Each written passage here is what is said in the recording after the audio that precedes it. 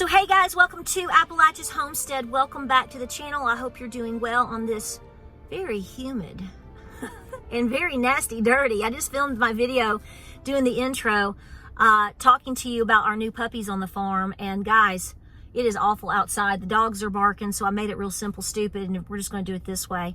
But I welcome you back to the channel. There's something I want to talk about tonight. And we've gotten all our work done, and it's going to be a late supper.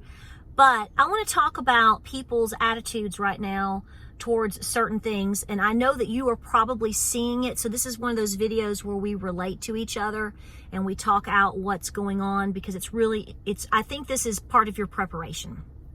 This is something that we've touched upon, the factors of people's ability to handle what's going on. I know that I made videos back in 2021 because you can go back and look, and my hair is really short, and I was talking about when things start to break down, you're going to see a lot of instability in terms of people emotionally and mental illness, people really becoming angry.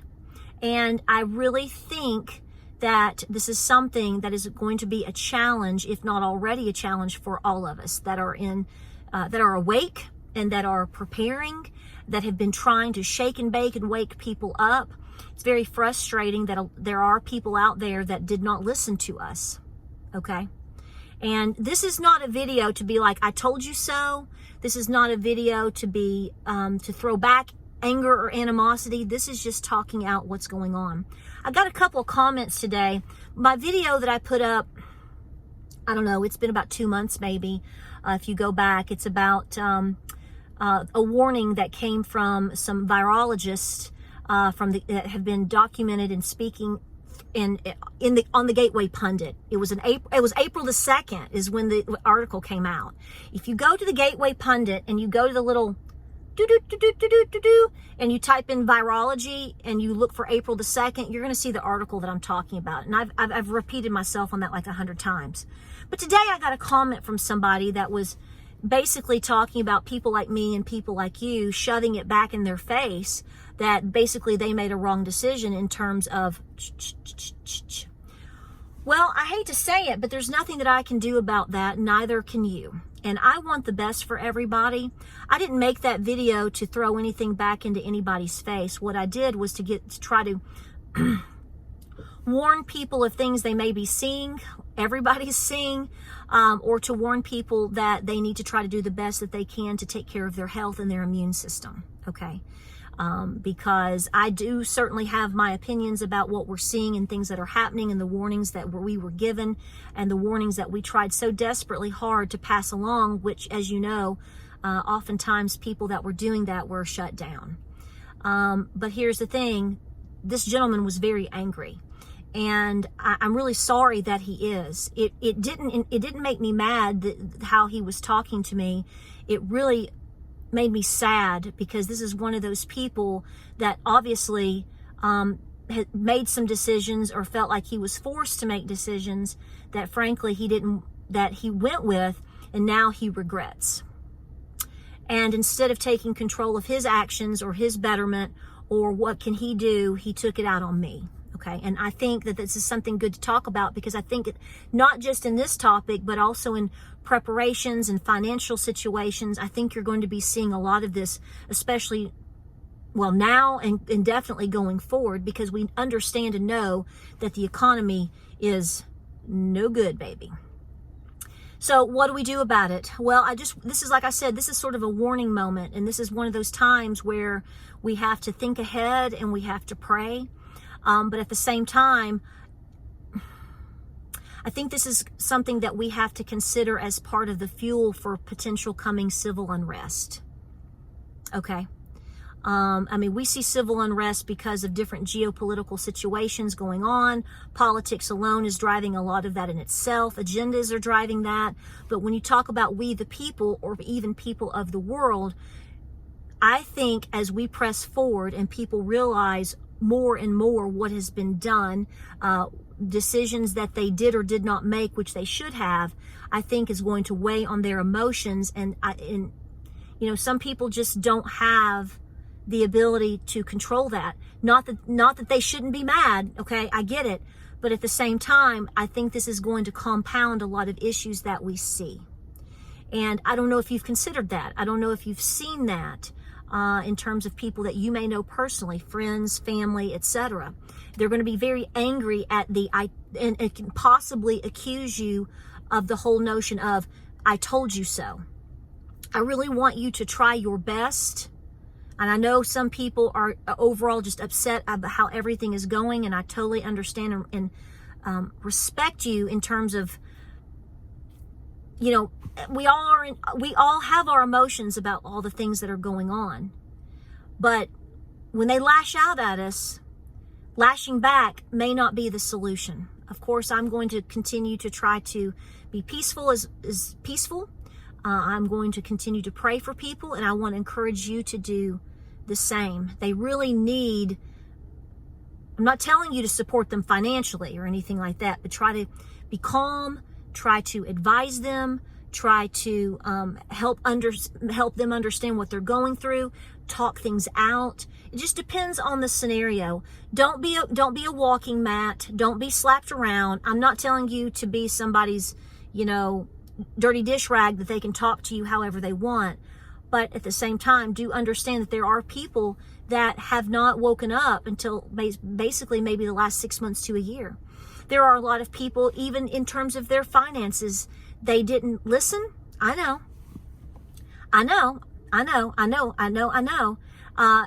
Why they didn't listen, why they don't see.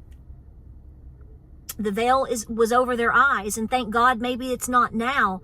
But for a lot of people, they feel it's too late. I always try to come up with the solution of saying, no, it's not. But there are people now, as you and I have discussed over recent days and weeks, and even in your comments, you can clearly see options are running out for a lot of people. But we always want to try to give them a solution. For those that are really tight on finances, or maybe they lost a job, we have to try to give them solutions how best we can. This is why we have been saying, you, friends, have been telling people for months and years now, you need to be doing these things, because it's going to come a point where you're going to hit a wall and your options are going to be minimal, right? Just like I know that I'm going to say it. I said for a long time in many different videos over the last 3+ years, especially, when we started seeing a lot of, things not on the shelf, okay? Limits. We kept telling you to try to prepare and do the best that you can, because at some point when things might be available to you, the question's going to be, are you going to be able to afford them because of incoming inflation? Somebody sort of said to me this morning, I wasn't really sure how to take the comment. They were like, there's no way, because look at the title of my last video. They said, well, there's no way that you can have a scenario like 1933 because you haven't had your 1929 yet. Oh, I disagree with you totally.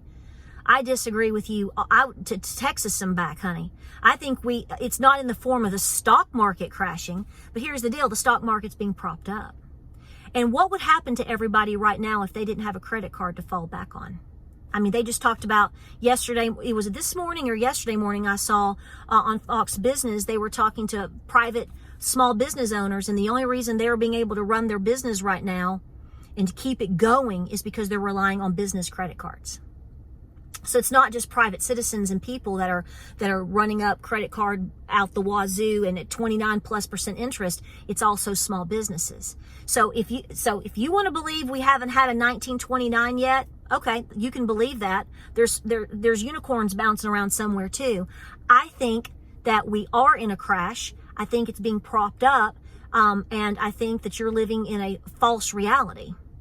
I believe that we are living in a potential 1933 scenario if we knew the real numbers in terms of unemployment. If you knew the real numbers of unemployment, if you knew the real numbers for inflation, and you didn't have a society relying on debt, then where would we be today?